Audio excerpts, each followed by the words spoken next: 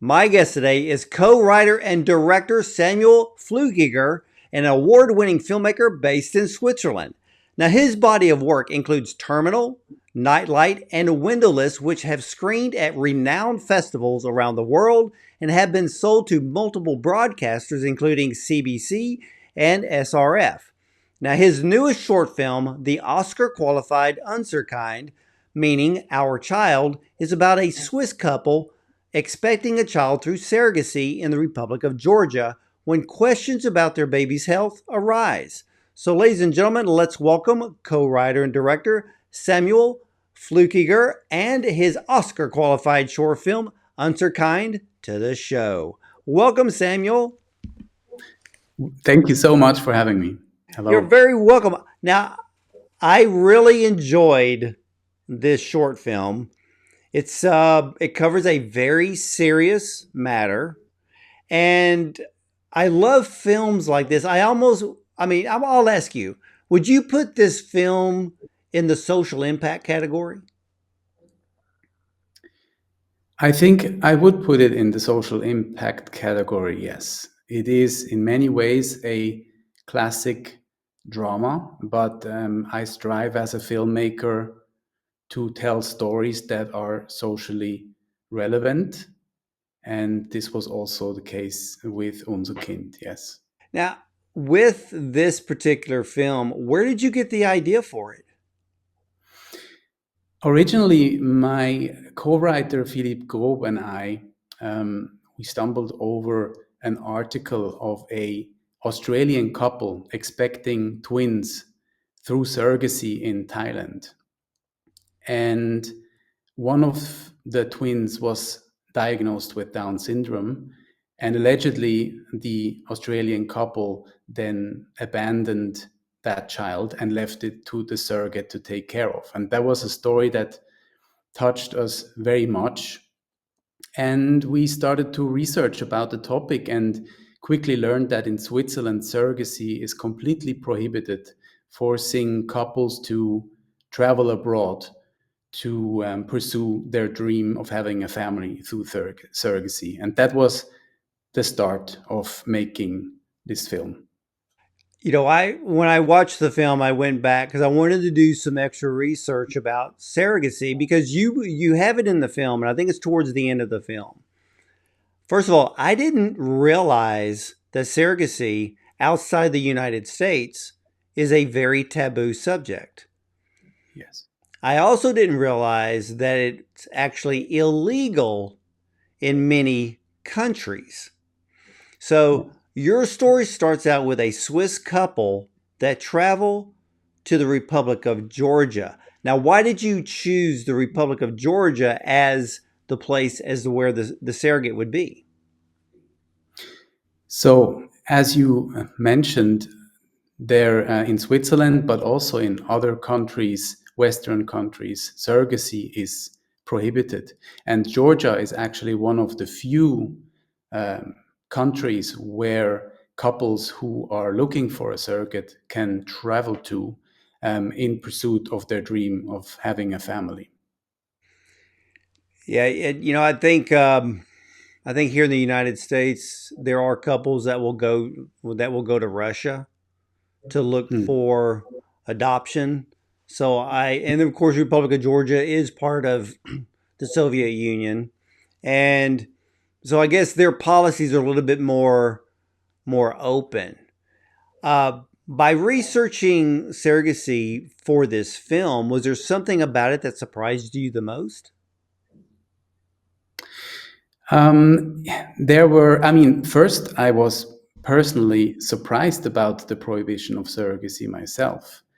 And I learned a lot about the topic when researching, and the stories of the both the intended parents but also of the surrogates were really touching. And you know they just didn't let me go anymore. So those were very surprising, touching human stories that I encountered during my research for the film. Yeah.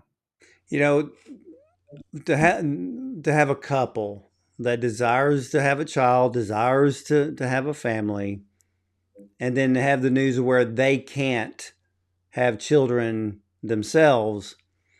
I also kind of wondered the story of the surrogate. What causes a woman to want to carry a child that she's going to hand over to somebody else? Mm. Mm. And did you do any type of research on the mental aspect of the surrogate? Yes, and actually, that was a very important responsibility for us when making this film to really take the perspective of the surrogate into consideration. So it is not only the intended parents that we are focusing on in the film, but also the surrogate. And there is different types of surrogacy. There is altruistic surrogacy, and there's commercial surrogacy. And obviously, in both circumstances, a surrogate has her own motivation of why she is doing that. And in our film, we're telling a story of commercial surrogacy. And this is also that form where we in Switzerland here are talking about the most, because couples have to go somewhere where this is legal and where it is also in many ways a business. Yeah, and you allude to the business side a bit in a particular scene, but we'll get to that one in a moment. But one of the issues of surrogacy is that many don't want to talk about it. It's a very, Yeah. very private matter. Uh, but you bring up the plot line into this film as to what happens if there's an issue with the child's health while in the womb. Um, like, what options do these clinics offer expectant parents? And does the surrogate have any say about the final decision? And you bring this up in a very dramatic, climactic point in the film. Hmm. Yes, without wanting to give away too much of the story, I it's there's obviously many constellations and ways of surrogacy in our film. It is really, there is a contract that is underlying the relationship between the surrogate and the intended parents, and that contract regulates what happens with either of them if there's a complication in the pregnancy. And that was an important aspect for us to include into the film. Yeah, very much so. And I think in the very beginning of the film, I think something took me by surprise, but it comes down to being a mental and an emotional attachment to the woman Mm. that wants to have a child, but she has to depend on the surrogate. And in this case, you have the characters Hannah, and Yeah.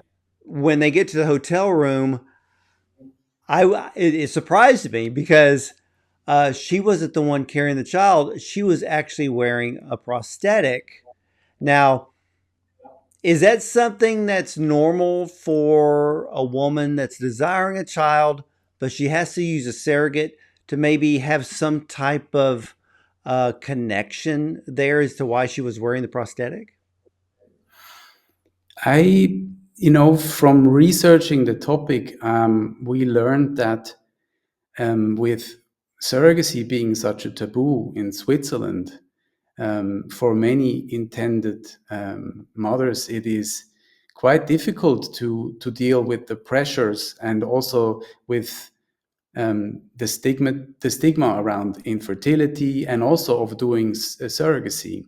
So not all of them, but some choose to really keep that in hiding, that they're actually doing surrogacy. And the prosthetic, the fake baby bump that our main character is wearing, is sort of a symbol of that. Yes, I and was kind of wondering if she was wearing it for the emotional connection or if she was wearing it as when she's in Switzerland to have her friends and I guess as time goes by, she's changing out the baby bump to a larger one as time goes by, and then eventually, when the time comes, they come home with the baby, and everybody doesn't even know that they even use a surrogate. So I can understand the stigma, and to go to that length, it also shows it's an extremely private matter. Yes, absolutely, absolutely. Now, with the casting of this film, you have, of course, the characters Hannah, Michael, and Miriam. They all played their parts perfectly, creating the emotions of excitement for the future. There was the love, the warmth, the respect for each other. Then there was the emotions of fear of the unknown. There was denial. There was expectation of possible loss. How emotional was this film for the actors themselves? It was, I think, when I remember how it was on set when we were shooting certain scenes, it was in many ways emotional for all of us. I am incredibly grateful for the performances that our cast brought to this film. Lucy Wirth, actress for Hannah, Jurg for Michael, and Gano Gerliani for Mariam. They all brought so much authenticity and emotion to those roles that I honestly couldn't have dreamt of that it would sort of come together like this. Considering that we also are an international production, and when we went to Georgia, everybody was meeting for the first time, and I'm just incredibly grateful for that collaboration. I was wondering, so did you film parts of this not only in Switzerland, but the other parts in Georgia? Yes, so we actually filmed the most part in Georgia. It was very important for us to be authentic about the locations and working with a local crew and cast.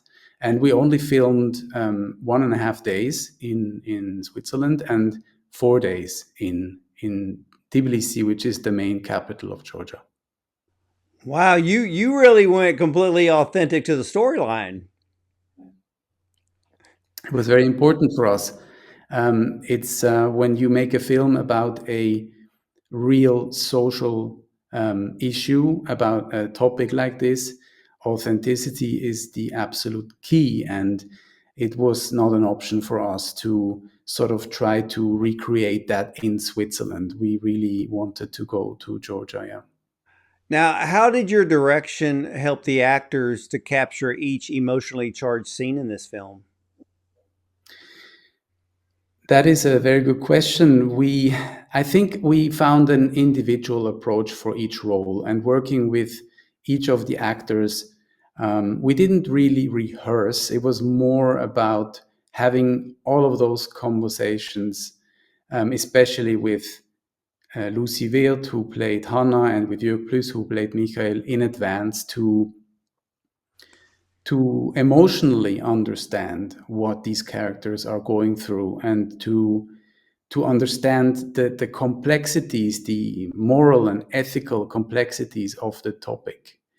And those conversations were important to build trust between us, which is very important when you're shooting intimate scenes like that you fully, as an actor, can fully trust your director to protect you, because you're emotionally so vulnerable, you're so exposed, and that was my responsibility to really um, shield them in a way as well. And in that space that safe space we tried to create, they could really let their skills as actors shine. And yeah, Yeah, I'm yeah, because incredibly great. even like the opening scene where Hannah and Michael are at the airport and they're waiting to go to Georgia. you get this feeling of they're nervous.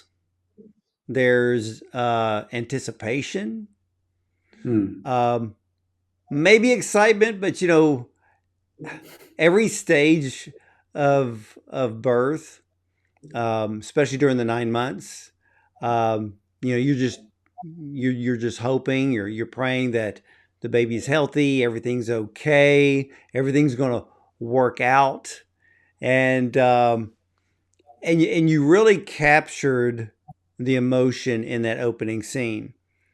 The turning point in this scene was the doctor. And there was a line in the film in which he had said, which which goes back to what you said, this is a commercial business. And he said, "We promised you a healthy child." And when I sat there and I watched that and I replayed it,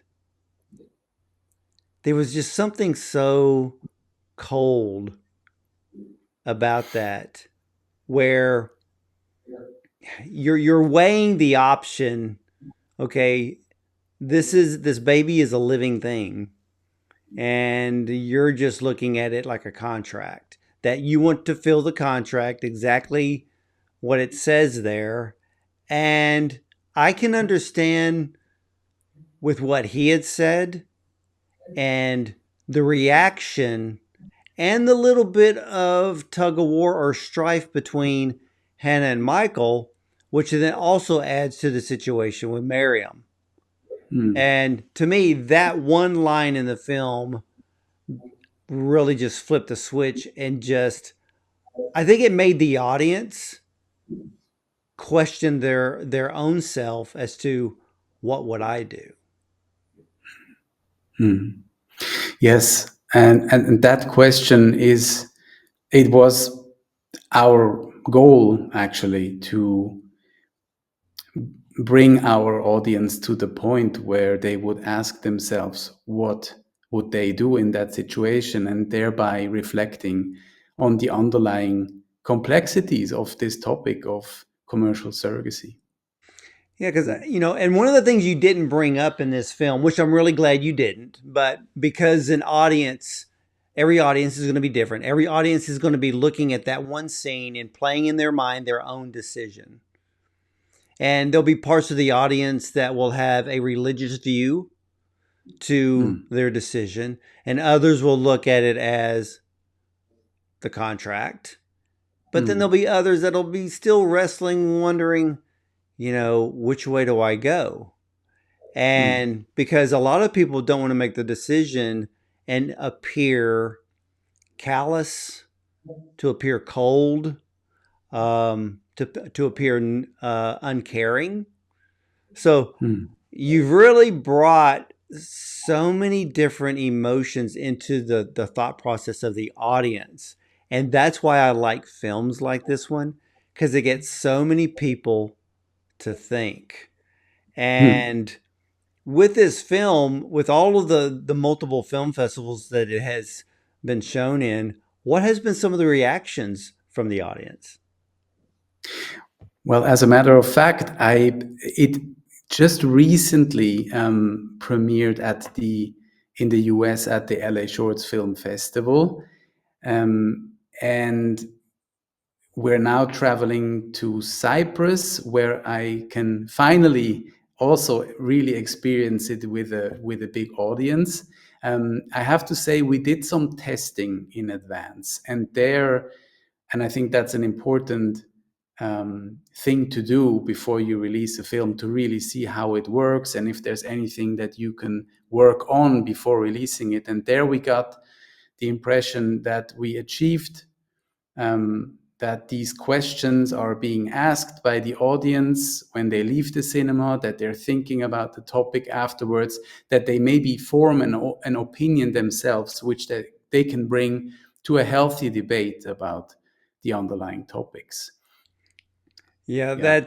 and to me that's the beauty about filmmaking, especially Mm, in films like this one where you put the situation into the lap of the audience and they have to decide. exactly. I loved the cinematography of this film. Who was the cinematographer? I thank you for saying that, and it was a wonderful collaboration with the Swiss director of photography, Gabriela Betschart, who is not only an incredibly talented cinematographer, she also was an expert on the subject. So she shot an documentary, a very touching documentary about surrogacy in India a while back, and I saw that film, was very touched by it and touched by her sensitive, her very empathetic cinematography that lends an enormous amount of authenticity to a fictional story like this, right? So this is not a documentary; it's fiction in the end. It's so we I'm just grateful that she joined the project and brought all of that experience in dealing with those topics and her very subtle visual language to the project. Yeah, and it shows. And there was something that I kept looking at in this film. After I watched it, I went back because I wanted to look at it again with a different eye from start to finish. Who did you use as a colorist? Because when I was looking at the film, I was like, okay, clinics, hospitals, they always have this cold type look. And I noticed that throughout the film, it has this. I don't want to use the word sterile because it's not sterile. It's just, um, you know how if you look at a saturation chart and you can go warm or cool, it leans Mm. towards the cool side. Was that done on purpose? Yes, it was. It actually, the colorist Silvio Gerbo, he's also himself actually a very, very talented director of photography, and he offered to do the coloring here on this picture. And we, as a reference, were looking at the film Never, Rarely, Sometimes, Always. I don't know if you've seen it. It's from Eliza Hittman. It's a very moving American film that served as a reference for us when preparing the production. And we went back to that picture and we felt that the look of it lends a lot of authenticity in a way, but also it still elevates everything into a very emotional space. And we were strongly inspired by that film when creating that look. And then it was also, of course, the skill and creativity of our colorist that went into this. Yeah. Yeah, because I noticed too that even the film poster carries that coloring Hmm. to the poster, and I've just kept staring at it, and I'm like, okay, I loved what the colorist did because it made this film stand out, but it also added to the subject matter, the locations, because even when they were in the airport, it's Mm. you get this feeling like the way that it was framed with both Hannah and Michael. They're there, they only have each other. There's not Yes. a whole lot of people around. The environment's a little bit maybe on the cool, cold side because it's just there. Not a Mm. lot of hustle and bustle. Then they get to the hotel. Then they go to the clinic, which every hospital in the world is on the cool, cold side anyway. There's not a whole lot of color there. Very sterile type environment. And Mm. then you have the actress who played Hannah, which, tell you the truth, surprised me that you chose an actress with gray hair. Why did you do Well, that? this is actually something that came, like our actress for Hannah, Lucy Wirth, that is her hair color. And we talked about her bringing that to the picture. And I was immediately enthralled by that idea. It was actually her suggestion, because originally we were talking about, would this character maybe dye her hair or not? And we actually felt like, no, Hannah is proud of who she is, and she doesn't have to sort of, she doesn't want to portray to anybody else that she's not living her own self, right? Of course, we talked about the baby bump, and there she does that. So there's a bit of a contradiction within the character. But I think that was an expression of her strong character. Yeah, and I also looked at it too that, there are more women today that are looking at wanting a child after the age of 40, after the age of 45.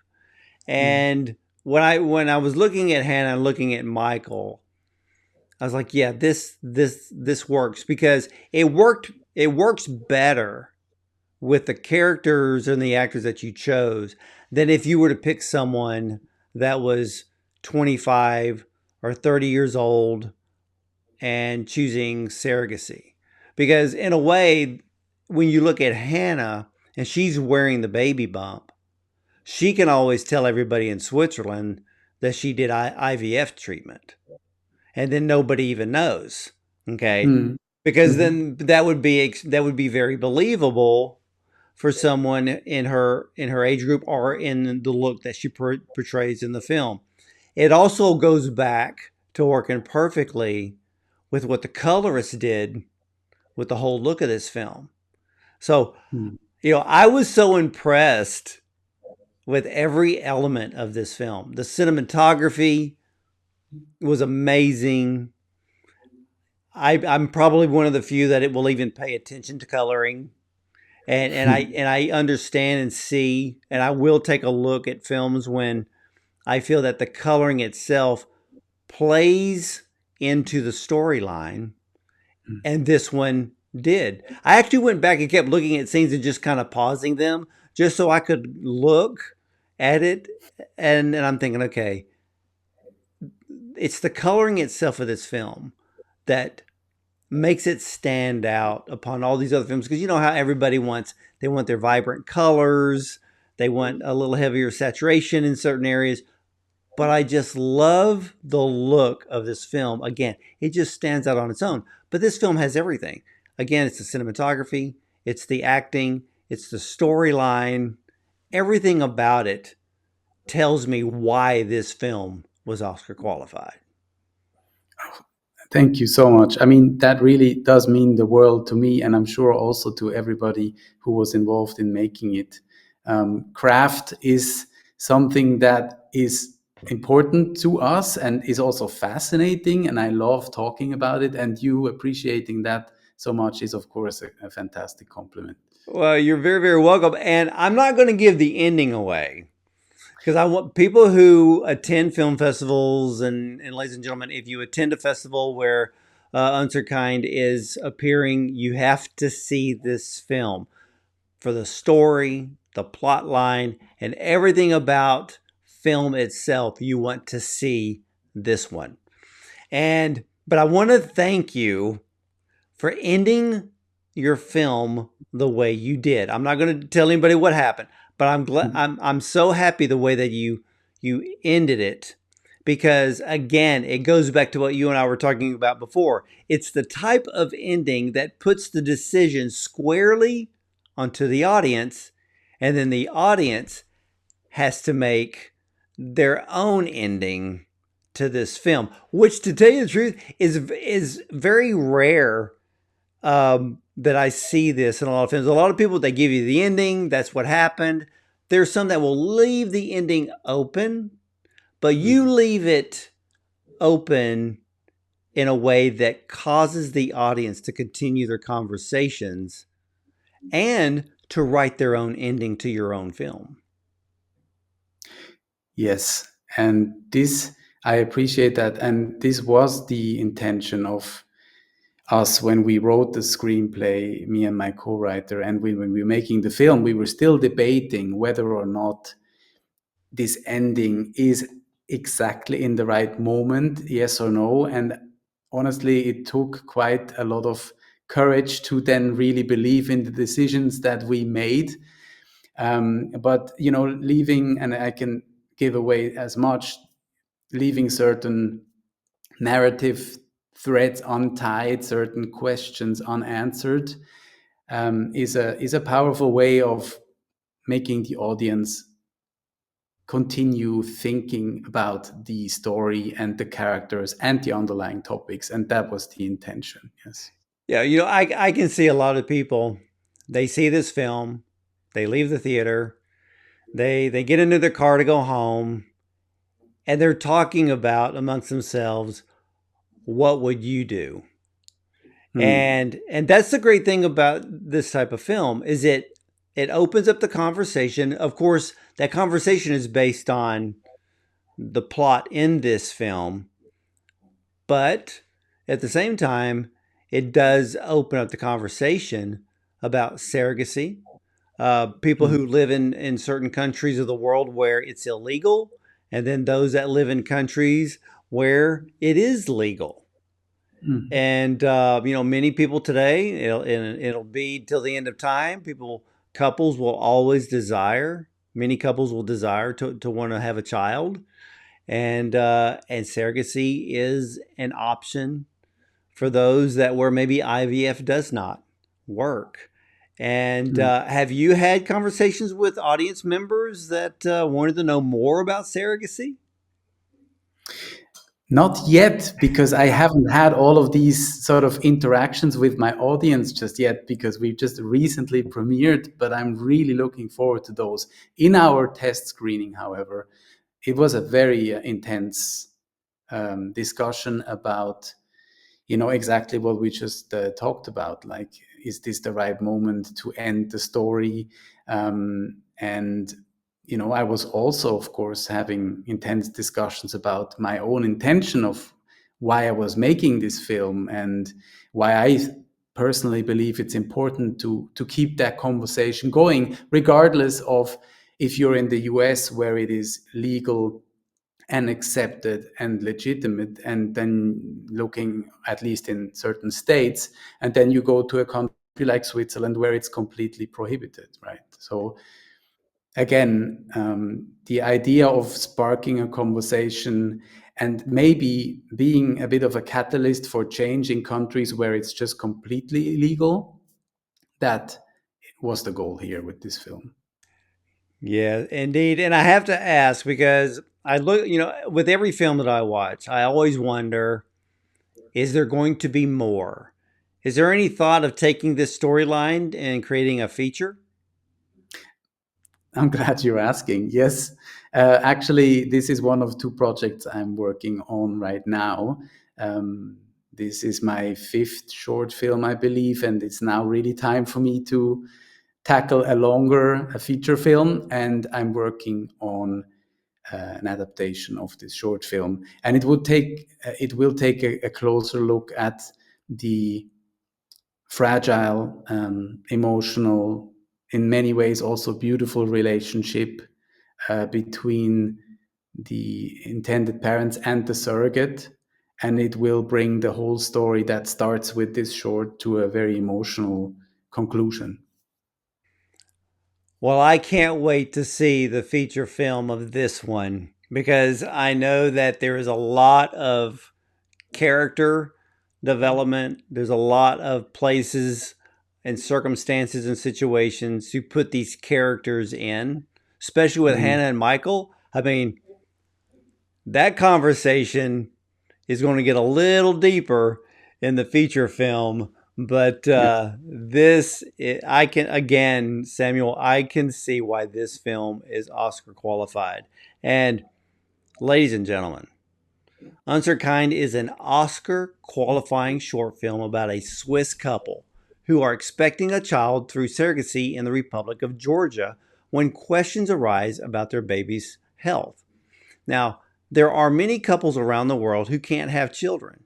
And if you desire to know more about surrogacy, and if it's right for you, you need to do your homework and to learn everything about it. There's legalities as well as the emotional toll that could be put on both parents as well as the surrogate, because everyone in this triangle is human and everyone has their own set of emotions. So keep that in mind. But Samuel Fluckiger's Unser Kind is a brilliant short with incredible storytelling. It is emotionally charged with great acting from Lucy Wirth and Jurg Plus and Gano Gerliani. I hope I said that right. And that the cinematography, it's beautiful. And again, I have to really kind of praise the colors here because between the cinematographer and the acting, and even the special touch from the colorist, makes this film stand out amongst all the films this season because of just this one look, this one little piece that makes it stand out. But that's what film is all about. But this film, again, it's beautiful, but it brings to life the subject of surrogacy. I can see again why this film is an award winner. You can't ignore all the elements of excellent filmmaking, which are extremely apparent in this film, Unser Kind. And Samuel, I want to thank you so much for sharing your Oscar qualified short film with us today. Well, thank you so much for these kind words and for having me today. You're very welcome and much success to you in your run for the Oscar. I'm going to keep my eye out on this film and see where it goes in the next few months.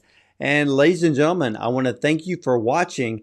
And if you have the opportunity to see Unser Kind at any of the film festivals, please do so. Make sure you are sitting in the audience. This is one you do not want to miss. But as for me, I'm either going to see you at the movies or from the red carpet.